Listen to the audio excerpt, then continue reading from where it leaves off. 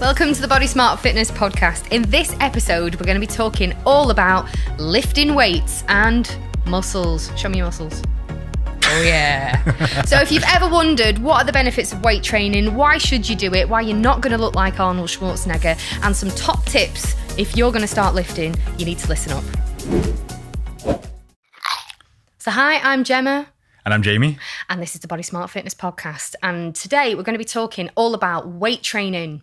Yes, we are. We are indeed. First of all, what is it? For anybody listening, I know that's probably a really daft, simplistic question, but I'd like to know what it means to you. What is weight training? Weight training also comes under the name resistance training as well, which I think people's like, what's the difference? And I guess it's, resistance is just putting your body under any form of resistance, which you can do with body weight training, you can do with weights, free weights, machines. There's lots of different ways that you can do it. You basically just put on weight or resistance against different parts of your body. Now, you're a bloke. I am. You're mostly bloke. We go to the same. A little bit. We go to the same gym. Yeah, we do. Yeah. I've seen you working out. Yeah. You work out. What's that song? I work out. I work out. It's a gun show. Tickets to the gun show. Yeah. Where did it all start for you? Weight training. Wow. Weight training started for me about 15. I actually went with my dad a couple of times, but he was very much like this alpha man of real muscles aren't built in the gym. It's from hard work and shoveling stones and lifting buckets of water. Like that was what he was like, this is like fake muscle. And I was just like, all right, whatever. But he eventually come with me a couple of times, and we started going and just like really weak, really poor form. But it was you or your dad? Both, probably, yeah. But it was that whole I remember doing a dip, and I could do half a dip, and the next time I went I got one dip, and then it was 3 dips, and it was just in the beginning, anytime you start anything, you have those beginning newbie gains, and it is the same with your muscular skeleton and your body. You do adapt fast to the new load and tension, but it just got quite addictive of oh wow, I'm getting a little bit stronger. So it started then. He eventually just gave up after a couple of sessions, and then one of my friends, we started going to the gym after school when we were about 15, and went every day, Monday to Friday, and done the same workout. It was 20 minutes on a treadmill. It was bench press, rows, squats, something else, and always finish on 20 minutes of abs, because at 15, the epitome of fitness was having a six pack. So that was literally we're if we just train our abs for 20 minutes every day, we'll get a six pack. And what kind of ab exercises did you do at 15? For 20 minutes? Like everything, sit-ups, planks, more sit-ups, twists, Russian twists, holding each other's legs and doing leg raises and pushing the legs down. Just loads of crazy, bizarre stuff, yeah. And who did you look up to at the time? Because you've got to have been getting your information from somewhere. How did you know what to do in the gym? To be honest, there was a couple of trainers in the gym that would show you around.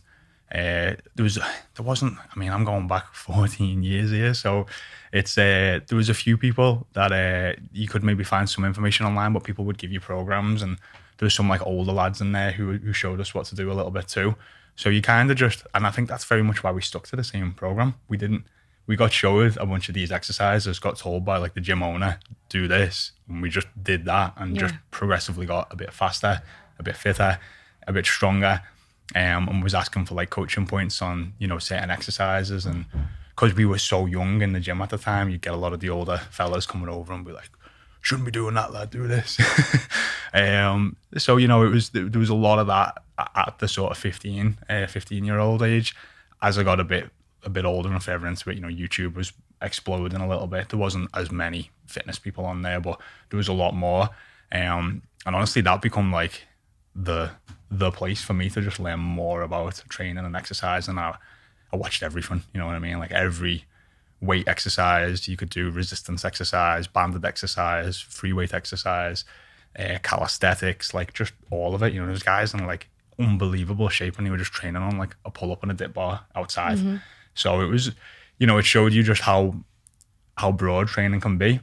And for me, it was just always looking at well, what are the best people doing, and how can I learn from them and maybe apply it myself. Did you have a poster of Arnold Schwarzenegger on your wall?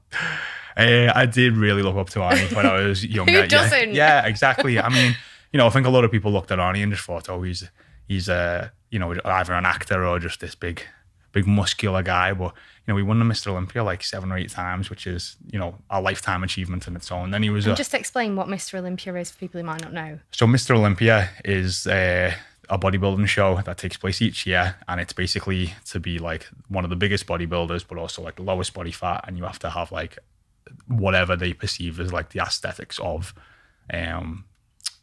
whatever the judges want to mark. Yeah. Back then it was a little bit more about doing like stomach vacuums and having a more like tiny waist and large shoulders and that type of stuff. And people kind of see Arnold's age as like the golden era of bodybuilding. Now everyone's like a mass monster. They're just, if you've seen bodybuilders nowadays, they are huge in comparison to like an extra 50, 100 pounds bigger, which is insane considering how big they were. But yeah, he done that, and then he was an actor, and then he was a governor, and it's just I just looked at him as like an extremely disciplined individual who'd had multiple careers and been extremely successful in all of them. So definitely an idol for multiple different things, not just fitness. I think while Arnold Schwarzenegger is an idol, particularly for men, it's also kind of unfortunately created a bit of a myth for women, I think, who want to lift weights. Because that is a common block, isn't it, for women? Oh my goodness, I'm going to get like Arnie. Yeah. When you're doing weight training. And for sure. And it's like as if it's that easy. You know what I mean? It's just not. One of the other, like, and just this will put things in massive perspective. One of the greatest bodybuilders of all time next to Arnold was a guy called Ronnie Coleman. And I literally listened, and he was like, "Yo, buddy," he had all these like famous sayings. And he was talking the other day in his prime, and he's classed as like a genetic elite. So like you do get some people who can genetically build muscle easier, carry more muscle. And he was classed as like the top of the food chain when it comes to genetics, just insane. And he was taking performance enhancing drugs, which he talks about. So that makes a huge difference as well. And he's a guy, so he's got high levels of testosterone. And he said in his prime, he was gaining 10 pounds of muscle per year. So to put that in perspective, that's 0.83 pounds per month. That's how much muscle he was gaining. Yeah. As a professional, top of his game, world-class bodybuilder. Yeah. So you know what I'm going to ask you next, don't you? You know what I'm going to ask next. So right, Ronnie Coleman's building less than a pound of muscle a month. Yeah. I'm a woman. Mm-hmm. I've said this before. Yeah. I know what you're going to say. Muscle weighs more than fat. I'm gaining muscle. Yeah.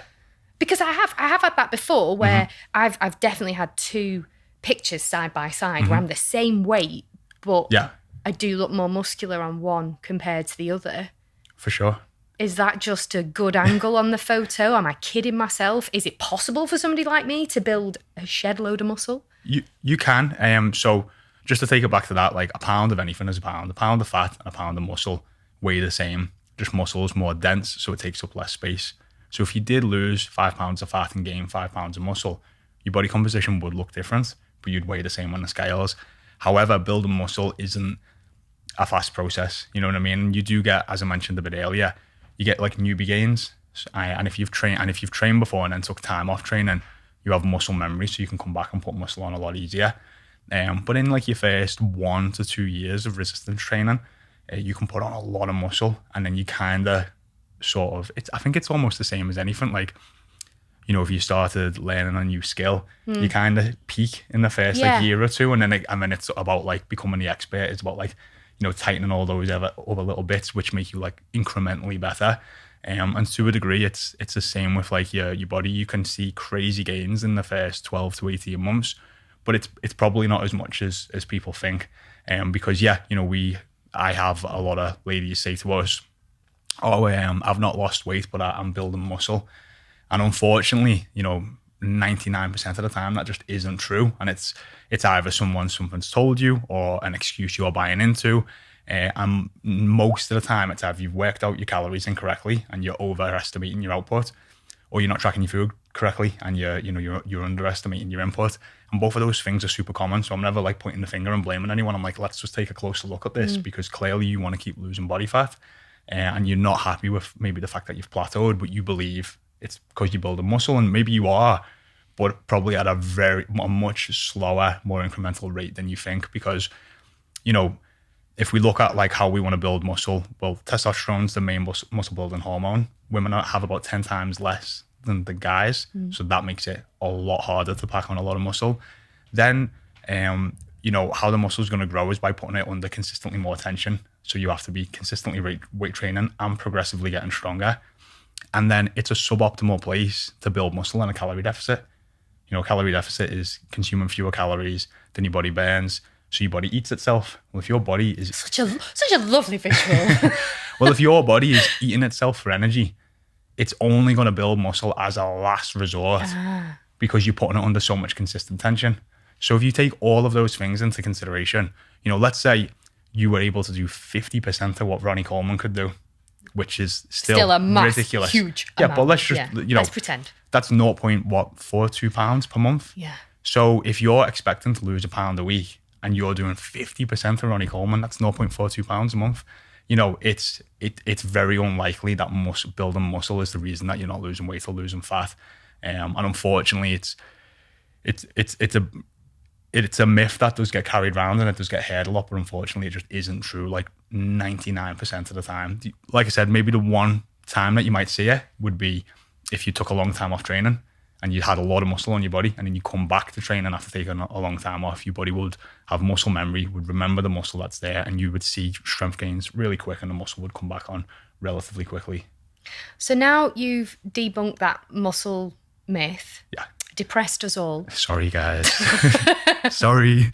You can build muscle. It's a marathon. It really is. So for those people listening who might think, that's the point, I'm just going to throw the towel in. I want you to give us some positives. Why should women and men weight train? Why should we do it?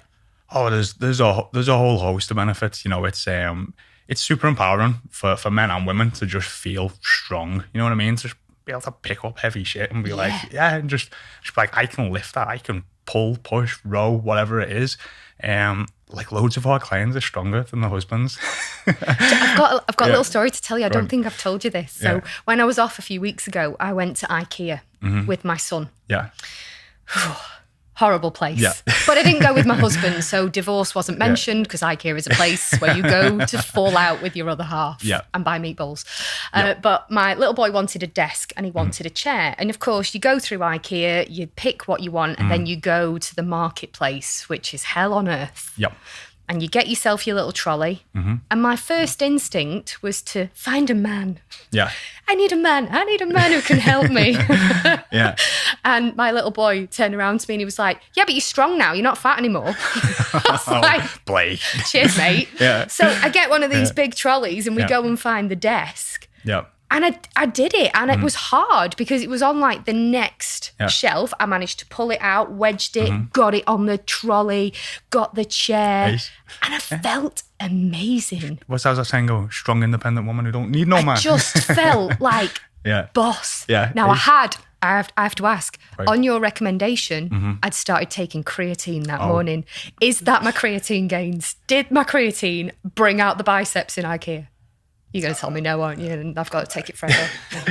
Placebo. Yeah. I don't care. Yeah, hey, it doesn't matter. You did it. That's the main thing. Yeah. But yeah, weight training's super empowering. And, you know, a lot of our clients are mums as well. And they're like, I can carry the shopping in and the kid on one arm and something else, you know, and it's just a lot of things that maybe seemed a lot more difficult, you know, aren't. Also, you know, you get a lot of feel-good endorphins off training in general, no matter what type of training, but definitely off weight training. And also, you know, as we get older, our hormones do start to drop. So our estrogen levels and our testosterone levels, which is one of the reasons why your metabolism slows down as you get older. It's because you carry less muscle, which burns calories.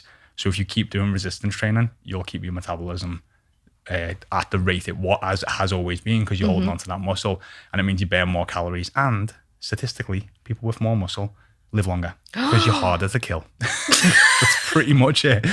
Harder to kill. Yeah. Do you mean in like a clinical sense as well, rather than a murder around the corner? Just like, you know, if you fall or you twist, when I'm an old lady. I mean, I've asked this before, haven't I? I say, what age do you get to when it goes from I fell over to I've had a fall? Oh, that's a really good question. 75? Oh, I don't no, know. I don't know. I've spoke to some people in the like 50s or 60s and they're like, I've had a fall. I've had a fall. But if you're pretty muscular, you'll probably be like, I just fell over and got back up. So that's another positive. That's definitely another positive. There's lots of positives. There's that. It's one of the quotes I've been living. It's not even a quote. One of the things I've wrote down as my 2021 goals is like enjoy the process. And I think there's a huge part of that in resistance training. It's like the continual pursuit of getting better. Always trying to get a little bit stronger. Always trying to improve your form. Always trying to understand your body a little bit better. Does this exercise agree with me? Does it not? Where can I improve on? Where can I work on? There's this continual process of trying to get that little bit better all the time, and there's something really, really rewarding in doing that, instead of just being like, oh, I'm just going to try and run on a treadmill for X amount of time and then I'm done and I end up clock watching the whole time. Instead it's like I'm trying to go through these exercises, I'm trying to improve my form, get fitter, get stronger, get faster. So there's resistance training is really fun, and honestly, all sports in the world now, they didn't used to, but they all have like resistance training as like a foundation and a baseline, and it should be for anyone who trains at least two full sessions a week, 2 full body sessions per week of resistance training. Yeah, my husband is a motocrosser who's injured because he's not very fit anymore. And it was interesting, we were chatting the other day and he said, I've read this article about the best way to improve as a motocross rider. And of course it was diet, mindset, resistance training. And I was trying to say to him, I want him to do mobility. I was talking about you because I said, Jamie, he loves watching YouTube. I said, every time you put YouTube on the telly, you should do a mobility session, do a bit of stretching. And I was like, Jamie does it. And he wished he'd done it years ago. And he's like looking at me. Yeah. But it's one of those that it will go hand in hand. Footballers now, you see them training rugby, swimmers, everybody. Has been advised by their coaches to do this weight training. For sure. But one of the other benefits as well is about aesthetics. Of course, so, a lot of women want to look a certain way, which is absolutely fine. I will hold my hands up. I want to look like J-Lo. Yeah. No shame in telling you. I want her ass and I want her arms. Yeah. But I know I'm not going to get that by just a calorie deficit and running. I'm not, am I? No. And we've spoke about having a strong why before. And like, I think sometimes people, when they say like, oh, do you want to do resistance training to just look fitter, to look sexier, to look good with your kit off, or look good naked, you know what I mean? Yeah, look good naked, you know what I mean? Like, look good in your clothes, but look even better naked, you know what I mean? Like, I don't know why there seems to be like, sometimes people don't like having that as their why, and there's nothing wrong with that. It's a good thing that you want to take care of yourself and look good. But yeah, resistance training, I think a lot of people go and do classes like, and nothing against any of these classes like Zumba or circuit training and stuff like that. And you're just not going to build the body that maybe you want off doing like squat jumps and doing these type of classes and whatever else. You can get really lean and you can lose a lot of weight. And if that's what you enjoy, for sure. But if you want to like build muscle and build shape, then you are going to need to progressively do resistance training. You talked there, the word progressively is important. And you were saying there before about getting stronger, getting better, getting fitter. I know myself and a lot of women out there, sometimes we head into the gym without a plan of action. Yeah. We faff. Yeah. We just, I've done it before, did some bicep curls. Yeah. I'll go on the elliptical. Yeah. I'll do a few squats, without actually having a plan of attack and a way to measure that, track it, and know if I'm getting better and stronger. For sure. Do you think a lot of people fall into that trap as well? Yeah, because again, maybe they just are unsure what to do. There's a wealth of knowledge out there, and you can Google what's the best exercises. And, if you've got a certain area that you might want to work on, you might go, what's the best exercises for my stomach or my glutes or my legs or my arms or whatever it is. But really, there's a foundational 6 that you kind of want to work on. And these are all compound exercises. So a compound exercise is where basically 2 joints move. So if we were to do like a shoulder press or a chest press, it's our shoulder and elbow. So I've got to do it now. Yeah. Right. Okay. Shoulder, chest. Yeah. Get it. Right. Yeah. Shoulder, elbow. Yeah. If we were to do like a pull up or a row, it's shoulder, elbow. So that's a compound. Right. And then if we were to do a hip hinge or like a deadlift or a Romanian deadlift, it's hips and knees. Yeah. Yeah. And if we were to do a squat, it's hips and knees. Right. And the reason we always we want to start our workouts with compound exercises and work on these foundational 6 is because they use multiple muscle groups. So an isolation exercise just means using one joint. So like a bicep curl would just be isolation exercise. elbow. Because you're just using your elbow and you're trying to isolate one muscle. Learning at the same time. This is great. Yeah. So, compounds use, like, let's say we do a bicep curl, well, we're just using our bicep in that exercise. Well, if we do instead, let's say we do a shoulder press. Well, in that shoulder press, we're using our triceps, our forearms, our anterior delts, our rear delts, our lateral deltoids, and we're using multiple muscle groups in a singular exercise, probably even your chest and your pecs to some degree, and your core is tight and your lower back and everything else. So you're using a hell of a lot more muscles, which means they can progressively get stronger as well instead of just one. So there's more muscles being worked.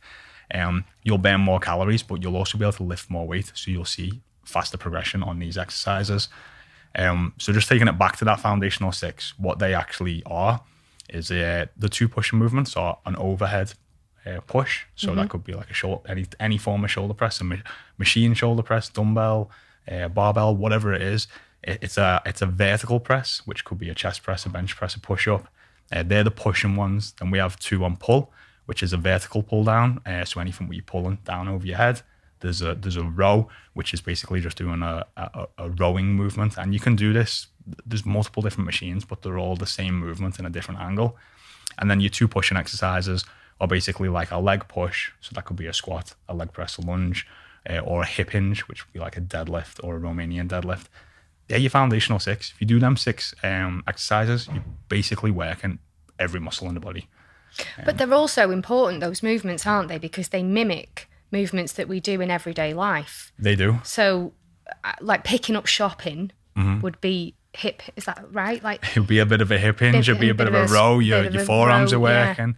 Picking up your kids, reaching to get something. Yeah. These are all your big 6 movements all mimic what we do and how we move as human beings. And I think we've learned over the past year in the pandemic, there's something actually that UK Active put out there about sitting disease. Yeah. Heard about this because we're not moving. We're not No. moving as much. And that is going to cause us problems in the future. For sure. So we might think that, oh yeah, let's do weight training because it's going to give us a great arse and we'll feel strong. But actually it's about having those foundational movements for our musculoskeletal system as we get older. Yeah. And on top of that, with what you just said, I'm moving more in general. So, if you are noticing that you've become a lot more, I always say this word wrong, Sedentary. Then you probably want to look at your steps, measure and manage that, and try and just get that step count up a lot more so you are stood up a lot more, especially if you've started working from home over the past year. So going back then, thinking about step count, thinking about weight training, thinking about what you were saying with Zumba and stuff. Yeah. Actually, you can still do those things that you enjoy and weight train at the same time, can't you? Yeah, like fitness isn't one-dimensional, and I think this is where people almost can see it and maybe like not enjoy it as much because they're like, oh, I don't want to do weight training, I don't want to go in this part of the gym, or I don't want to lift weights or whatever else, or I'm unsure what to do, I don't want to injure myself. But you can, start and you could just do 2 resistance sessions a week, full body, try and stick to them sort of foundational 6. And then you could do your Zumba class, or you go and play tennis or swimming or do something else as well alongside that. But I would definitely advise that people stick with like at least, like as a non-negotiable, doing 2 resistance sessions per week. And I know like some of the programs, so I'm lucky I've got a coach for BodySmart. Kelly programs my workouts for me. They're on the BodySmart app. And I know this question's come up before. If you've got both like cardio and resistance training in your program, which should you do first? It depends. It depends on your goal. That's I think sometimes or over the years, like cardio has been getting like a bad rap as if like resistance training is like the holy grail. And resistance training has a lot of benefits, and we're talking about all the benefits now.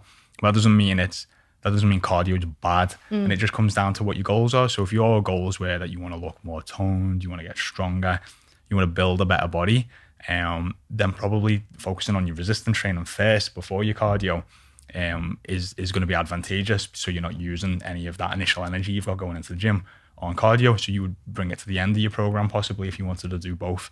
If you've got like a fitness goal, like you want to run a 5K in a certain amount of time and you want to do your resistance training, well, you're probably going to want to do your 5K first so you can progress towards that time and then move into your resistance training. Just know that maybe you're not going to be hitting like PBs with your strength gains because you've maybe used some of that initial energy at the start of the workout. So it depends, as always, and it depends on what your goals are and what you want to achieve. When it comes to goals then, what do you think? So when people get into weights, and you do look for programs, and they might go online, they might read books. Sometimes you get told to do like a full body, or sometimes you get told to do a push or a pull or an A-B split. Yeah. Can you explain those? What the difference are in those type of weight training workouts? So it often comes down to how, if you're like a beginner or if you're advanced. So if you're a beginner, like full body workouts probably going to be the best because you're just not able to put your body under enough stress and strain where it's not able to recover. So doing like full body workouts is going to help because let's say, you know, you've never done squats before, you've never done a push-up before or anything like that. Well, you having them in your program like 2 to 3 times a week, doing for this similar workouts means you're going to get more reps at doing that. So like, let's say you do 15 squats, it takes 45 seconds to do a set. You do 3 sets in the workout. Well, what you've done squats for 2 minutes 25. If you're only doing that once a week over the course of a year, it's not that long. But if you're doing squats 3 times a week over the course of the next 6 months, you know what I mean? You're gonna see faster gains. You're gonna progress through that exercise. You're gonna learn the movement more, and you're gonna see further progression. Same with like push-ups or any other exercises. So for beginners, repetition matters. You know what I mean? It really matters to be sticking to similar exercises, probably around those foundational 6, and progressively getting stronger and learning the form of those exercises. Then as you start to get more into those like intermediate realms, you know, you now can probably lift at a somewhat of a decent like amount of weight. So you could tax your body a lot more, and this is where sometimes it can be advantageous. You can still do full body workouts, but it might be advantageous to do like an upper body session and a lower body session. I'm going off 3 workouts a week here. Should have said that. and then like a full body. So you know, but you'd want to split them up. Maybe you could do your upper lower back to back, but then you probably want at least like a day off before you do your full body. And then as you get more into the advanced, again, it does really come down to your goals. So you can do like upper lower AB, upper lower as like an A workout, and then upper lower as a B workout. Again, though, it's always going to be goal dependent. Some people are going to want to grow the biggest glutes in the world. Other people might want the biggest biceps in the world. Yeah. You know what I mean? So if that's your goal, we're going to program more towards that to make sure that you're achieving it. And when it comes to actual weight training in the gym, not thinking about home now, do you advocate for free weights or machines? It depends. Obviously, there's always injuries and stuff that we've got to take into consideration. It's really good as a beginner if they're in the gym to start with machines, because you'll build up like a foundational level of strength. So like if you know, sometimes you can just put a dumbbell over your head and you've never lifted them before, your ligament can just go, or your arm can just go. And I'm like, when I was personal training, I was like catching dumbbells for some people sometimes. So, you know, it's good to start with machines to just get used to that movement pattern and to build up some initial strength.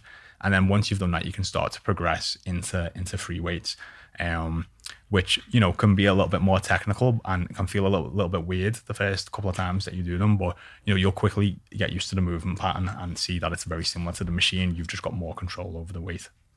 Fair enough. Yeah. Fair enough indeed. Yeah.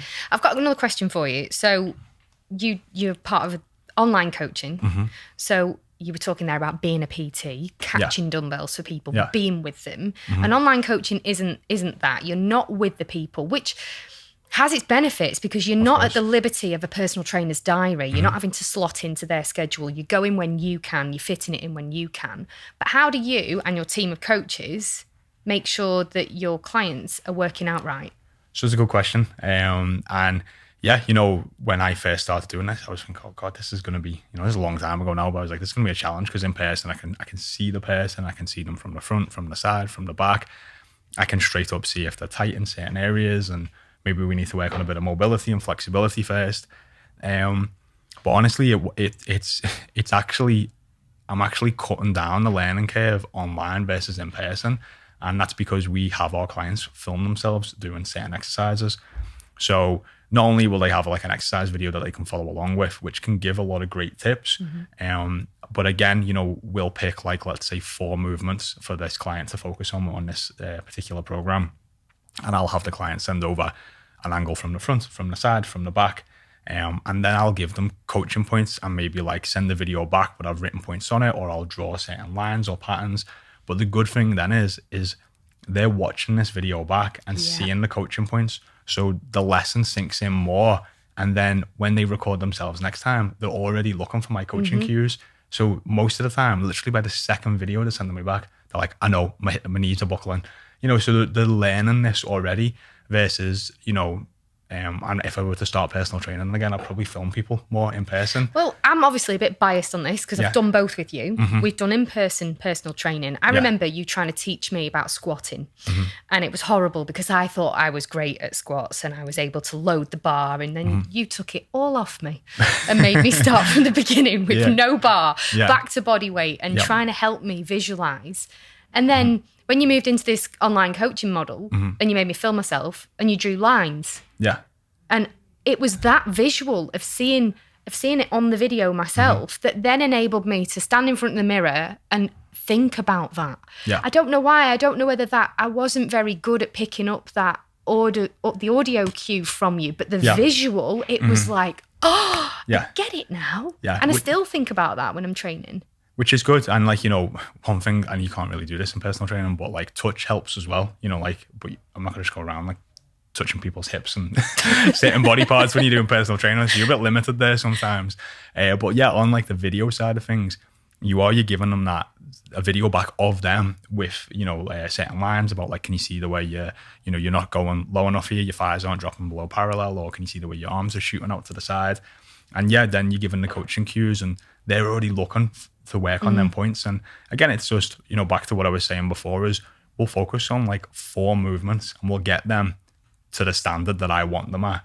And once they're at that standard, it's cool, now we can start working on the next 4. So it's really good, a client can come on board and by the end of month 1, it's we've nailed 4 exercises, we've been consistent with all these habits, but it feels like you're winning across the board. Maybe you've lost weight, you've got stronger at loads of movements, you're squatting like a boss, it's all that type of good stuff. So it's it's different, but it does work.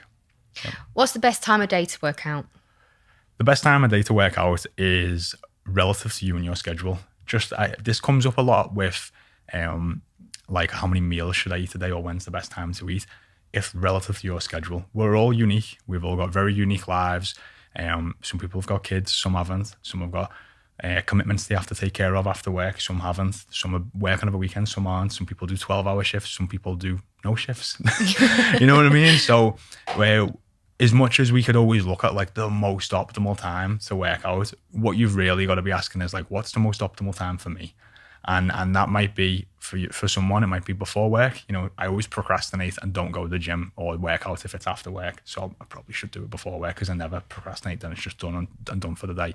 And I'm a big advocate of working first thing of the morning, just because it is done and dusted and you don't have that it over you all day thinking about doing it. But honestly, it's when's going to fit best for your lifestyle. And that means having an open and honest conversation with yourself and be hey, I'm going to book these times in. I'm going to set them as a non-negotiable. I'm putting them in my diary.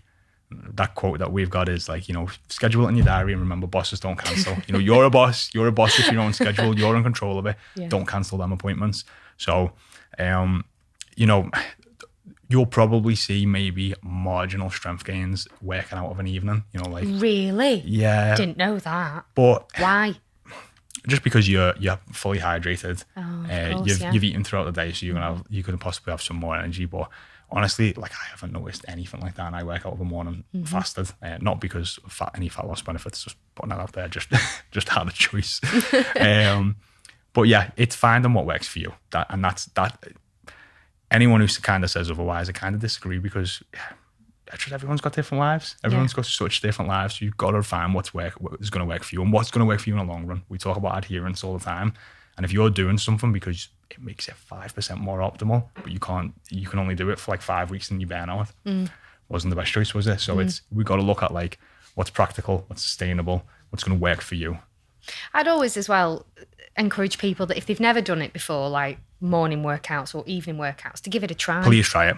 Please try it. Let's use Jen, my workout buddy, as an example, because she was a client of yours. Yeah. Go on, she won't mind us telling this story. Yeah, Jen was basically like, I'm never working out in the morning. It was just like, there's not a chance. I am not a morning person. I'm not doing it. It's not happening. And I was just like, just please do it for a week. Just do it for a week. And then if you hate it, you can go back to your other workouts.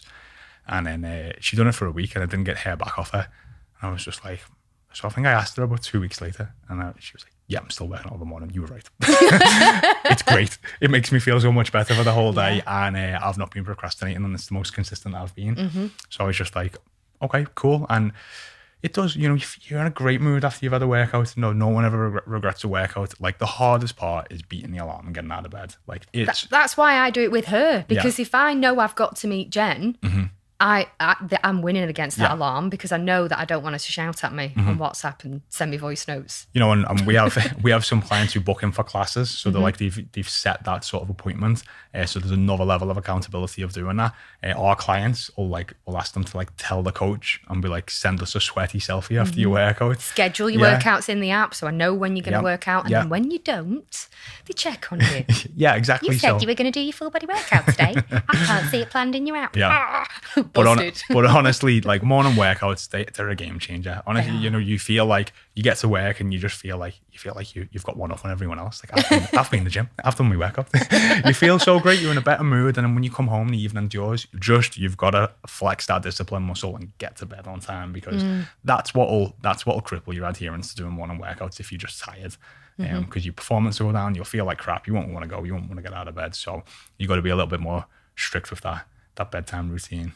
What about, so I like going with somebody else for the accountability and the laughs, because you've seen me and Jen in the gym. She's just laughing all the time. We're just idiots. You are a solo trainer. Is that just because nobody else is a member of your gym and trains like you? Yeah, there's a part of that. I've had a lot of training partners over the years. Everyone's busy nowadays. It is hard matching up schedules, and my schedule isn't always consistent, and that makes it harder for maybe somebody's schedule that is. So there's a bit of that, and a lot of my training partners just get burnt out training with me after a couple of weeks. I was going to say, yeah, it must be hard. You've got to, because that's the good thing about me and my training buddy. We're kind of equal in strength. Yeah. So it's good. There's not too much fat. Training partners are great because you can push each other, you can encourage each other, you hold people accountable. It's good. It's really good to train with someone if you can find someone to train with. Like I said, it can be difficult in this day and age because everyone's, like we just said earlier, about finding the right schedule for you. Everyone's got a lot going on, and it can be hard to match that up. If you've got a work friend, that might be more ideal because you might have a similar schedule, but even still, it might not be. I remember you saying with Stacey, our head coach, the other day, with men, the tendency is to lift too much. Oh, yeah. And with women, the tendency is to not lift enough. How do you know if you are lifting weights effectively or not? Have you got any tips for people? Well, those big idiots in the gym that are like making all that noises, yeah, enjoy that. I like from a zoo there. You know what they are, like huffing and puffing and just making all crazy noises and throwing the dumbbells around. Like, by the way, guys, if you can't put your weights back, you probably shouldn't be lifting them. Yeah. That's for a lot of the men out there. Lazy bastards. Yeah. Or just when you slam them down after doing a set, it's like, yeah, they were clearly too heavy for you with doing your half reps. But so, yeah, with men, there's a lot of ego. It's weird. Men are basically trying to impress other men about lifting more weight. So there's a lot of ego there, and men tend to lift heavier than they can to impress other men. It's just all a bit weird. But and then women tend to not lift enough. And that was definitely something that's something that I enjoyed working with people, with women in person, but then also online, because, they could maybe do a dumbbell row with a 10 kilo, a 20-pound weight, and they were doing 10, 12, 15 reps. And I'm for good form. I'm like, you can probably double your weight. And they were like, no, I couldn't. Oh, I might hurt myself, or I'm a bit worried about trying that. But then when you just give them a bit of, positive encouragement and tell them that they couldn't, let's just go for 5 or 6 reps, see how it feels, progressively work up. And, in person or online, I'd get someone to do this, and he'd be like, I picked it up. It actually wasn't that heavy, and there was this huge sense of I'm stronger than I thought I was. Yeah. And that seems to be like a lot of the run theme with a lot of the ladies that we've coached, or I have coached in the past. Not always, but yeah, again, there's just something really empowering about that like I'm stronger than I thought. So yeah, for a lot of guys, lift less, look at your form, stop ego lifting. For a lot of women and ladies out there, you can probably lift more than you think. And if you're a little bit scared or worried about it, go and ask a trainer, be like, hey, would you mind just like spotting me on this exercise? Like most, like 95% of trainers out there are really, good, great people, and all they're going to want to do is help you and see you progress a little bit more. Or ask a friend or someone that in the gym, and even if you don't feel like you can do that, or you don't want to go and ask someone, or even if it's at home, just if you can comfortably do an exercise for like 10, 12 reps with like good form for like 2 or 3 sets, you can go heavier. But just take your reps down to like a 4, 5, 6, 7 range, and lift a heavier weight. See how you get on. You'll be shocked. I reckon you will be shocked that you can do it quite comfortably, and that hopefully will give you the encouragement to be like, hey, I can lift a bit more now, and start taking them progressive steps forward. I'm going to try tomorrow. Yeah, definitely. Going to try tomorrow. You're strong, Jem. You're very strong. Well, that actually leads me nicely on to my next question. I used to be strong, but then the pandemic, I like a lot of people, I did work out at home. My workout buddy Jen, my mate Nick, we were on Zoom at 6 o'clock in the morning together. But I've got 5 kilo dumbbells. I've got an 8 kilo kettlebell, a step, a skipping rope, and some resistance bands. That's it. And I did get to the point where I just wanted to lift heavy things. So when the gym opened, I pretended to kiss the leg press. Because I was like, oh, hello, my old friend. I love lifting heavy. But for somebody going back to the gym after all that time away, maybe because we've been in lockdown, you've been doing home workouts, maybe you've not been doing it, maybe you've had a baby, maybe you've been ill. You talked about muscle memory before. What advice, though, would you give to somebody going back to the gym after a long period away? So take it easy and, step back in. But like, you're not going to be as strong as you were. And that obviously makes sense. You're probably aware of that anyway. So take it easy, go through the movement patterns and the exercises that you want to do, but probably like at like 20, 30% of the weight that you were lifting, because the last thing you want to do in the first couple of weeks of getting back into a lifting regime or exercise regime is get injured. We talk about motivation a lot, and if you want to get demotivated, get yourself injured. Oh, it's horrible. Get yourself injured, and you're going to just, and that's going to cripple your gains. So you better to just start a little bit lighter, push it up a little bit more each week. Give yourself probably like a good like 6 to 10 weeks of just progressively getting stronger. You'll literally be able to go into the gym each week and lift more weight if you've had lifting experience in the past. You'll be adding a little bit more muscle. You won't be as sore from doing that, and you're just going to prevent the chance of getting injured, which is what I'm always just trying to avoid, like the plague with anyone who's training. Final question, and this is probably it links all in. I think it's the most important question that comes up a lot. You talked there about, women not realising how strong they are. I think a big barrier for many women is because I'm thinking about how our gym is laid out and the gym where you used to work is laid out. You've got a tree of dumbbells and they go from 1 to 10 kilos. And they're usually tucked away near the mats, round a corner. And that's where a lot of women go to work out, because it's very intimidating for many women to walk into that weight section where you've got the grunting zoo animals who don't put their weights back. Just going back, their ego lifts. Yeah. It's not, and it's hard sometimes. So it's nice actually hearing you say they're lifting that because it was actually too heavy. Because I know I've been in gyms before where they've grunted and dropped weights on the floor, and it ricochets throughout the place. Oh, it does. It's terrifying. It does. Even for me, like sometimes I'll lay like 50k dumbbells getting thrown on the floor, and it'll shoot a shock up you, because you're just like, there's 100 kilo just slammed into the floor, and it ricochets the building most of the time, and you hear like this loud noise.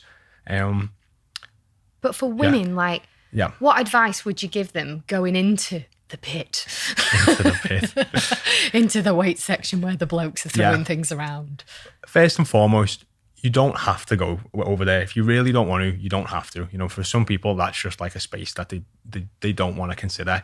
But if you do and you want to start, you know, lifting heavier weight, like I said a little bit earlier, you know, go and speak to a trainer in the gym or speak to someone that you've seen in there and be like, hey, like, would you mind demonstrating me an exercise or taking me over and doing some exercises over there? Just to feel more comfortable. You know, most of the time it's actually just it's kind of the same with everything. It's going over there for the first time. It's the kind of the first time you do anything is always intimidating and scary. It is, and when you're like, oh, it wasn't as bad as it seems, you know what I mean? But like, if you can get like that, some positive encouragement from a trainer or from a friend or someone that you've seen in the gym, then it makes it like that much easier to go and take that first step. And then you know, if you can start, you know, normally that's where like the dumbbells are and the benches are and that type of stuff. But, you know, normally there's like squat racks and power racks around the gym. You can do a lot of different exercises on them. You know, maybe there's some cables and machines that you can do where, you know, you're lifting heavier weights and stuff. So definitely, you know, don't just limit yourself to a certain place in the gym with a certain amount of weight. You know, explore other parts of the gym. And if you need help, there's a lot out there. Like, if you don't ask, you don't get. That's so true. Like it's automatically a no. So like if you don't ask, you don't get. So what's the worst that happen? You could go over to a trainer and he'd be like, no. And if he says or she, and they're a dick if they do that, which 99% of the time they're not going to do that. They might be like, oh, I'm about to have a session or something's going on, but I'd love to show you around afterwards. Mm-hmm. But most of the time, you know, you could go and speak to someone and they might offer.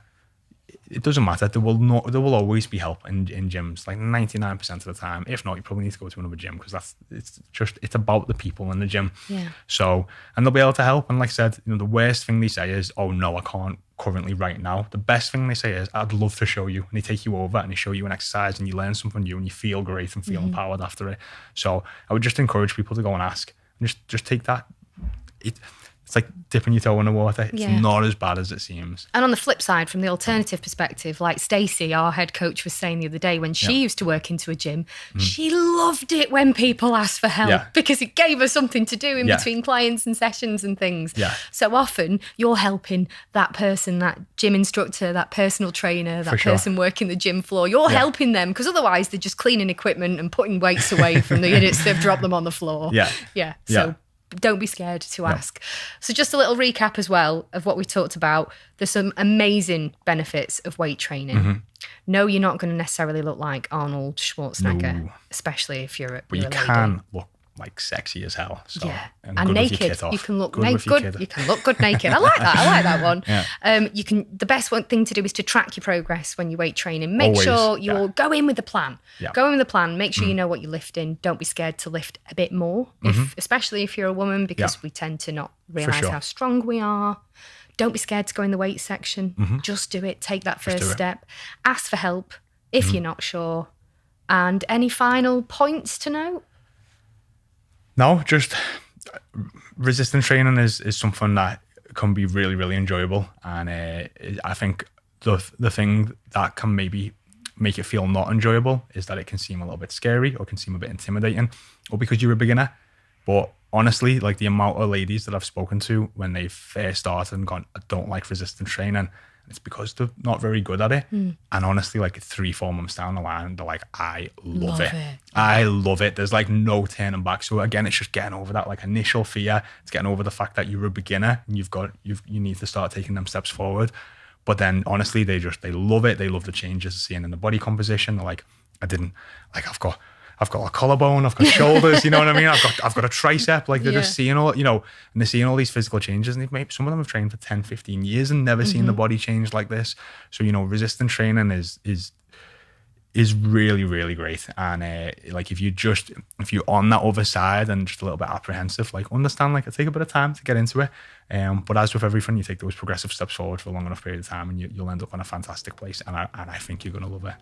And if somebody does want to love it, they do want to take those progressive steps forward, they do want to get the expert help, not just on the fitness, but the nutrition and the mindset too, where do they go to find out about one-to-one tailored coaching? So they can go over to bodysmartfitness.com and apply on our website there, or you can drop us a message on Instagram saying one of our many hashtags, but it's normally #start.